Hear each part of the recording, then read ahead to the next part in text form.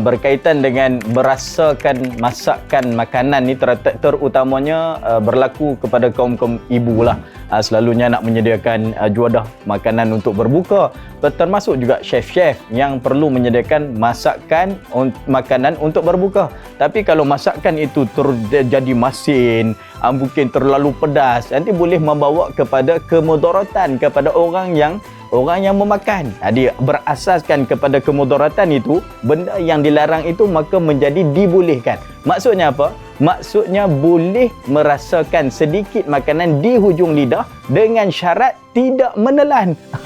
Kan? Bila kita rasa, lalu kita kumur dan kita ludah. Asalkan masakan ataupun makanan tadi itu tidak melepasi tahapnya halqum. Kalau kita sengaja meletakkan dan kita menelan, batal lah puasa. Ni kita sengaja meletakkan makanan, kemudian kita luahkan balik. Asalkan dia berada di dalam mulut tetapi tidak sampai kepada tahap halqum, maka puasa tidak batal.